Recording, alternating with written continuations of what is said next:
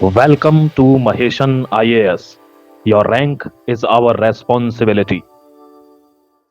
वंदे मातरम। दोस्तों इस स्लाइड को ध्यान से देखिए। इस स्लाइड में आपको बहुत सारे देशों के राष्ट्राध्यक्ष दिख रहे होंगे और इन सब के ऊपर कुछ ना कुछ लिखा हुआ है। जैसे कि यहाँ पे देखिए, आप लिखा हुआ है कि पुतिन जो है वो यूक्रेन जीतना चाहते हैं, ट्रंप जो है वो उसको ईरान चाहिए, सी जिनपिंग को जो है ताइवान चाहिए और बेंजामिन नेतन्याहू को जो है फिलिस्तीन जीतना है और ये हमारा आतंकिस्तान, इसको कश्मीर चाहिए। दोस्तों इन सारे देशों में आपको एक चीज कॉमन दिख रहा है कि एक देश जो है किसी ना किसी देश को हड़पना चाहते हैं, किसी ना किसी देश पे जो है कब्जा करना चाहते हैं। लेकिन दोस्तों बाकी सारे देशों की तो बात बाद में करेंगे, लेकिन ये जो हमारा कश्मीर लेने की जो बात कर रहा है, इसके बारे में आज चर्चा करने जा रहा हूं। दोस्तों ये देखिए, दो तस्वीर देखिए। आज ये दो तस्वीर जो है पाकिस्तान की नींद उड़ाने के लिए काफी है। एक का नाम है आईएनएस तारागिरी और दूसरे का नाम है आईएनएस अरिधमन। अरिधमन और तारागिरी, इन दोनों ने जो है पाकिस्तान की नींद उड़ा रखी है। पताल से प्रहार, काल का अवतार और अरिदमन है तैयार, ये है हमारा स्लोगन आज का दोस्तों, कि पताल से प्रहार, काल का अवतार और अरिदमन है तैयार। अब भारत की सामरिक शक्ति अब एक निर्णायक छलांग लेने की जा रही है और इंडियन नेवी को जो है दो जो है एक नए दो जो है अब एक बड़े हथियार मिल गए हैं। दो ऐसे हथियार मिल गए हैं इंडियन नेवी को जिसका प्रयोग करके पाकिस्तान की नींदें उड़ाई जा सकती हैं दोस्तों। और ये हमारे लिए काफी गर्व का विषय है और ये काफी महत्वपूर्ण है। खास करके जब अरिदमन की बात करते हैं ना, अरिदमन हमारे लिए काफी इंपॉर्टेंट है क्योंकि हमारी जो न्यूक्लियर पॉलिसी है, उसको लेकर जो है अरिदमन की जो है इंपॉर्टेंस काफी ज्यादा बढ़ जाती है। देखो हमारी न्यूक्लियर तो पॉलिसी कहती है कि भाई हम सबसे पहले जो है यूज नहीं करेंगे, नो फर्स्ट यूज की पॉलिसी है कि भाई सबसे पहले जो है हम किसी तरह का स्ट्राइक नहीं करेंगे, लेकिन हमारे पास स्ट्राइक करने की पूरी तरीके से क्षमता है। और यहां पे जब अरिदमन की बात करते हैं तो इसका रोल जो है काफी इंपॉर्टेंट हो जाता है। अगर दुश्मन पहला हमला करता भी है तो ये पनडुब्बी जो है समुद्र की गहराई में छिपकर और न्यूक्लियर रिटेलिएशन करने के लिए पूरी तरीके से तैयार है। समझ में आ रही है बात आपको? यानी कि मान लो कि दुश्मन किसी तरह का अटैक करता है ना, तो ये जो सबमरीन है, ये जो हमारा पनडुब्बी है आईएनएस अरिदमन, ये पूरी तरीके से न्यूक्लियर अटैक करने के लिए अब सक्षम है। इसलिए कह रहा हूं कि आईएनएस अरिदमन जो है वो हमारे लिए काफी इंपॉर्टेंट है सुरक्षा के लिए। देखो न्यूक्लियर वेपन जो है हम लॉन्च कर सकते हैं कहां से, एयर से लॉन्च कर सकते हैं, लैंड से लॉन्च कर सकते हैं और वाटर से लॉन्च कर सकते हैं। अब भारत जो है तीनों में जो है सक्षम है। आईएनएस अरिदमन जो है वो जुड़ गया है और इसके हालांकि पहले से भी हमारे पास था, लेकिन आईएनएस अरिदमन के जुड़ने के साथ हमारी मजबूती और बढ़ी है। दोस्तों ये वीडियो कैसा लगा, ये न्यूज कैसा लगा, कमेंट में जरूर बताइएगा। अब आगे चलते हैं दोस्तों। एक जो है दोहा है कबीर का दोस्तों, कि निंदक नियरे राखिए आंगन कुटी छवाए, बिन पानी साबुन बिना निर्मल करे सुभाए। दोस्तों ये जब भी दोहा मैं याद करता हूं तो जीवन में बहुत कुछ सीखने को मिलता है दोस्तों। लेकिन ट्रंप जो है इस दोहे से कुछ सीखना नहीं चाहता दोस्तों। ट्रंप ने आज क्या किया? ट्रंप ने उन सारे लोगों को जो है खत्म कर दिया है, एलिमिनेट कर दिया है, उनको रिमूव कर दिया है जो उसके खिलाफ बोल रहे थे। ट्रंप जो है अमेरिका का रेजिम चेंज करना, अमेरिका जो है वो किसका रेजिम चेंज करना चाहता था? ईरान के पूरे सत्ता को खत्म करना चाहता था, रेजिम को चेंज करना चाहता था।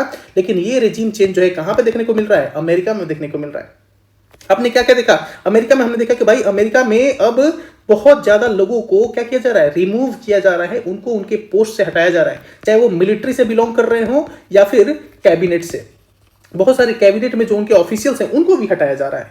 आपने देखा कि अमेरिका में नो किंग प्रोटेस्ट हो रहा है, बहुत सारे लोग, लगभग 1 करोड़ लोग जो है रोड पे हैं। समझ में आ रही बात? वहां पे चाहे डेमोक्रेट्स हो, दो पार्टी है आपको पता ही होगा, डेमोक्रेट्स और रिपब्लिकन, ये दोनों पार्टी जो है अब विरोध कर रही है। कहीं ना कहीं डोनाल्ड ट्रंप को अपने पार्टी के अंदर से भी एक बगावत की सुबुगाहट देखने को मिल रही है।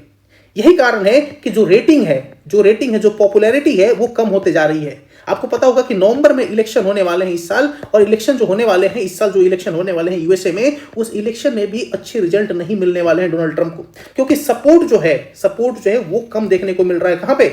अमेरिका में। समझ में आ रही है? अब देखो बहुत सारे सैनिक गए। अब देखो ये लोग को हटाया क्यों गया? देखो ये सारे लोग जो थे ना, ये इस बात के लिए सपोर्ट नहीं दिखा रहे थे कि हमको ईरान पे अटैक करना है।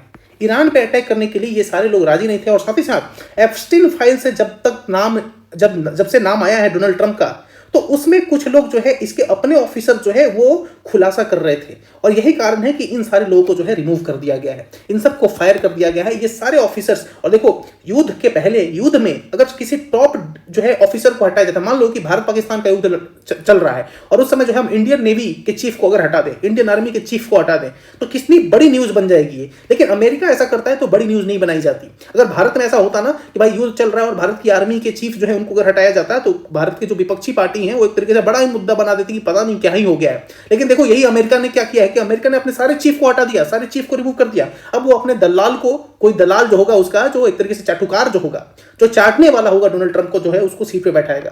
देखो इन लोगों का साफ कहना है कि भाई 750 से ज्यादा सैनिक हमारे घायल हो गए हैं, बहुत सारे सैनिक मारे गए हैं। हालांकि एग्जैक्ट डेटा बाहर आना मुश्किल है, क्योंकि अगर एग्जैक्ट डेटा बाहर आ जाएगा ना कि कितना नुकसान हो गया, कितने जान की क्षति हुई, कितने माल की क्षति हुई, अगर इसकी खबर बाहर निकल जाएगी तो अमेरिका की काफी ज्यादा बेइज्जती हो जाएगी पूरी दुनिया में।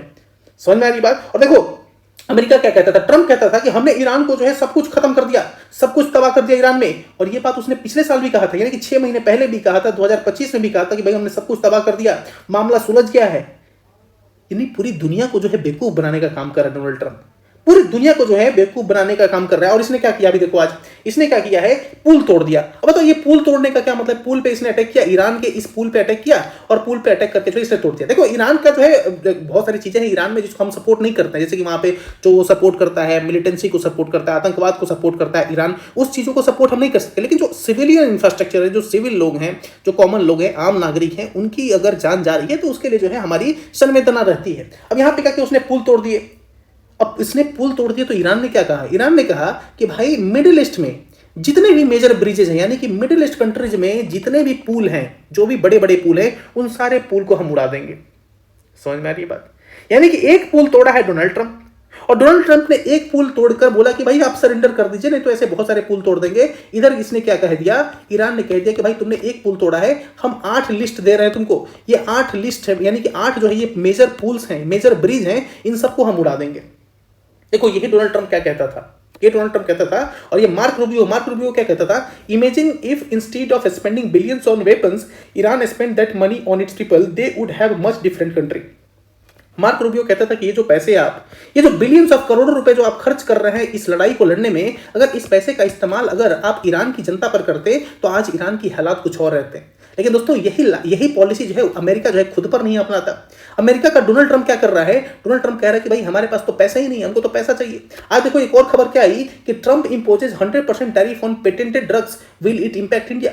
अमेरिका में विदेशी दवाओं पर अब लग सकता है 100% टैरिफ, यानी कोई 100 रुपए की दवाई है तो अमेरिका उस पर क्या करेगा, 100 रुपए टैरिफ लगाएगा, अब वो 200 रुपए की वो दवाई मिलेगी। ये तो हालात है अमेरिका के। अमेरिका को अगर इस वॉर को लड़ना है तो पैसों की जरूरत है, बिना पैसों को कोई लड़ाई नहीं लड़ी जा सकती। कोई भी लड़ाई लड़नी है तो आपको पैसे खर्च करना पड़ेंगे, और यहाँ पे तो एक मैसिव स्केल पे जो है इस वॉर को लड़ा जा रहा है। यहाँ पे हजारों करोड़, बिलियंस ऑफ रुपीज जो है, बिलियंस ऑफ डॉलर जो है यहाँ पे चाहिए, और इसके लिए अमेरिका के पास कोई और ऑप्शन नहीं है, टैरिफ लगाने के अलावा कोई और ऑप्शन नहीं है। तो अब जो है उसको सिर्फ दवाइयां मिली है, दवाइयों पर टैरिफ लगाया जा रहा है। सोचो ये जो है, जो हमारे लाइफ सेविंग चीजें हैं, लाइफ सेविंग जो हमारे जीवन को जो चीजें बचाती हैं, उसके ऊपर अगर आप टैरिफ लगाते हैं, उसके ऊपर अगर आप टैक्स लगाते हैं, इसका मतलब सीधे है कि आप वेलफेयर का काम नहीं कर रहे हैं, आप कल्याण का काम नहीं कर रहे हैं। दोस्तों टैक्स बहुत सारी चीजों पे लगाया जाता है, जैसे कि आप टोबैको पे टैक्स लगाएं, यानी कि तंबाकू पे आप टैक्स लगाएं, आप जो है ड्रग्स पे, जो लोग नशा करते हैं उस पे टैक्स लगाएं, आप जो है अल्कोहल पे टैक्स लगाएं, आप जो है सिगरेट पे टैक्स लगाएं। इससे कोई तकलीफ नहीं होती है, क्योंकि ये लाइफ सेविंग चीजें नहीं है, ये लाइफ को खत्म करती हैं। लेकिन जब आप दवाइयों पे टैक्स लगाते हैं, इसका मतलब यही है कि आपके पास पैसा नहीं है, आपका खजाना खाली हो रहा है, इसलिए आप जो है ऐसा कर रहे हैं। और यहाँ पे दिखाता है कि भाई जो विश्व गुरु बनना चाहता था ये ट्रंप, पूरी दुनिया को दादागिरी दिखाना चाहता था, जो सुपर पावर बनने का एक ख्वाब था, वो सारा कुछ खत्म हो गया है। समझ में आ रही है बात आपको? समझ में आ रही है? तो एक तरीके से इसने इस युद्ध के बीच में जिस तरीके उसने जितने भी अपने बड़े ऑफिसर को हटा दिए हैं, ठीक है, साथ ही साथ जो उसका रक्षा मंत्री है पीट हेग्सेथ ने क्या बोला कि भाई इन सबको जो है तत्काल तरीके से इनको हटाया जाएगा। आर्मी का जो चीफ है ना, इनका आर्मी का जो चीफ है उसको हटा दिया गया। आर्मी चीफ ऑफ स्टाफ जो है, इसका नाम था रैंडी जॉर्ज जो था, उसको हटा दिया गया। समझ में आ रही है? इसका मतलब यही है कि भाई अब चाटुकार चाहिए, चाटुकार अगर नहीं होंगे तो काम नहीं होगा। ठीक है, अब अमेरिका भी सोच रहा होगा ना, अमेरिकन के जो भी लोग हैं ना, अमेरिका के जो भी लोग हैं वो सोच रहे होंगे पता नहीं किस डंकी को जो है हमने प्रेसिडेंट बना दिया, बेचारा हमेशा जो है क्या करता है, पूरी दुनिया में अमेरिका का नाम डुबा देता है। समझ में आ रही है बात आपको? इसीलिए कहते हैं कि ट्रंप का दिमागी संतुलन बिगड़ चुका है, इसको तुरंत इलाज कराना शुरू कर देना चाहिए। समझ में आ रही है? तो रेजिम चेंज जो ईरान में करना था वो तो अमेरिका में हो गया। तो भूरे बाल ने जिस तरीके से ईरान में रेजिम चेंज करने का जो सपना देखा था वो सपना ही रह गया, और उसके बाद से ये जो चीजें हैं वो तो दिखा रही है कि भाई ये तो पगला गया है, सच में पगला गया है, इजराइल के चक्कर में बर्बाद हो गया दोस्तों। लेकिन दूसरी खबर आ रही है BRICS, Brazil, Russia, India, China और साउथ अफ्रीका। दोस्तों ये ब्राजील, रशिया, इंडिया, चाइना और साउथ अफ्रीका, इसकी मीटिंग जो है भारत में होने वाली है इस बार। पिछले साल जो है ब्राजील में हुई थी, इस बार जो है इंडिया में होने वाली है। लगभग सितंबर के महीने में जो ये मीटिंग होने वाली है, और इस मीटिंग के पहले कोई भारत में आया है। और भारत में कौन आया है? भारत में आए हैं ये इनको देख लीजिए ध्यान से, ये आए हैं भारत में, ये आए हैं, ये कौन है? ये फर्स्ट डिप्टी प्राइम मिनिस्टर हैं रशिया के, और ये भारत में आए हुए नई दिल्ली में आए हैं, और नई दिल्ली में आने के बाद इन्होंने भारत के प्रधानमंत्री के साथ साथ भारत के जो हमारे एक्सटर्नल अफेयर्स मिनिस्टर हैं सुब्रमण्यम जयशंकर जी, उनसे मुलाकात की है। ये खबर तो है ही, उसके पहले एक और यहाँ पे खबर देख लीजिए, India Russian oil buys jump 90% in March. जो हम तेल खरीदते थे, जो तेल खरीदना हमने कम कर दिया था रशिया के साथ, वो तेल में खरीदने में अब बहुत बड़ा जंप देखने को मिला है। यानी कि बहुत ज्यादा इंपोर्ट कर रहे हैं हम तेल, कहां से? रशिया से, और 90% जो है जंप देखने को मिला है मार्च के महीने में। और साथ साथ रशिया ने ये भी हमसे प्रॉमिस किया है कि वो ज्यादा से ज्यादा तेल और ज्यादा से ज्यादा गैस सप्लाई करेगा। दोस्तों ये होता है सच्चा दोस्त। जिस तरीके से हमने क्या किया था दोस्तों, हमने क्या किया था, हमारी गवर्नमेंट ने क्या किया था, यूएस के प्रेशर में आके हमने रशिया को एक तरीके से धोखा देने का काम किया। यानी कि पहले हमने जो उससे तेल लेते थे, जिस रेट पे लेते थे, यानी कि हमें डिस्काउंट भी मिलता था, एक अच्छा डिस्काउंट मिलता था, और हम बहुत ज्यादा इंपोर्ट भी करते थे। लेकिन उस इंपोर्ट में ना बहुत ज्यादा गिरावट देखने को मिली, just because of pressure of United State. इसके प्रेशर के कारण हमने एक तरीके से इंपोर्ट करना बंद कर दिया। लेकिन पिछले महीने में जिस तरीके से अमेरिका ने बोला कि भाई आप रशिया से तेल खरीद सकते हैं, और अमेरिका ने ऐसा इसलिए बोला क्योंकि ये जो वॉर चला ईरान का, इस वॉर ने ऐसी जियोपॉलिटिकल सिचुएशन क्रिएट कर दी कि अमेरिका को मजबूरन भारत को ये परमिशन देना पड़ा कि भाई आप रशिया से आप तेल खरीद सकते हैं। लेकिन रशिया ने हमें किसी तरह का फिर डिस्काउंट नहीं दिया। रशिया ने खूब पैसे कमाए इस सिचुएशन का फायदा उठा के, यानी आपदा में अवसर का जो है लाभ उठाया उसने, खूब पैसे कमाए रशिया ने। लेकिन रशिया ने एक तरीके से दोस्ती का हाथ फिर आगे बढ़ाया है और बोला कि भाई हम आपको जो है गैस और ऑयल की सप्लाई करेंगे। Russia offer to supply more oil and natural gas to India, bilateral talks are ongoing. और इसीलिए जो है रशिया के जो डिप्टी प्राइम मिनिस्टर है वो भारत आए हुए हैं। ये खबर मैंने आपको इसलिए बताई कि ब्रिक्स की जो है मीटिंग इस साल होने वाली है, और ब्रिक्स की जो मीटिंग इस साल होने वाली है इस पर पूरी दुनिया की नजर होगी। मैं इसलिए ऐसा बोल रहा हूं क्योंकि इसमें इस बार एक और देश पार्टिसिपेट करने वाला है जिसका नाम है ईरान। यहाँ पर उसका झंडा देख लीजिए आप, ये किसका झंडा है? ये किस देश का झंडा है? ईरान भी इस बार जो है इस मीटिंग में पार्टिसिपेट करने वाला है। तो इसलिए ये मीटिंग काफी खास हो जाती है, काफी इंपॉर्टेंट हो जाती है, और इस पे पूरी दुनिया की नजर होगी। इसको लेकर जो है मैं आपको एक और वीडियो बनाऊंगा। दोस्तों आज जो है पूरी दुनिया में अगर देखा जाए तो कुछ लोग ऐसे हैं जो पूरी दुनिया को एक तरीके से रूल कर रहे हैं, पूरी दुनिया को एक रास्ता दिखा रहे हैं। उसमें ये कुछ लीडर्स के नाम मैंने जो है यहाँ पे रखे हैं। आप जो है अपने प्रेफरेंस ऑर्डर में एक जो है कमेंट करके बताइए कि आपके फेवरेट नेता इसमें से कौन कौन से हैं टॉप में। यानी कि जैसे कि मैं अपना लिखना चाहूँ तो सबसे पहले मेरे लिए होंगे नरेंद्र मोदी, है ना, फिर जो है दूसरे नंबर पे होंगे मेरे लिए व्लादिमीर पुतिन। तो इस तरीके से जो है आपके क्या प्रेफरेंस है, प्रेफरेंस ऑर्डर में इन 6 व्यक्तियों के नाम जो है जरूर लिखिए कमेंट में, और लास्ट में 6 नंबर पे कौन है और 1 नंबर पे कौन है इसका जरूर ध्यान रखिएगा लिखते वक्त। तो कमेंट में जो है इसका आंसर जरूर कीजिए। मिलते हैं किसी और नए वीडियो में एक नए टॉपिक के साथ। जय हिंद, जय भारत दोस्तों, take care, have a good day.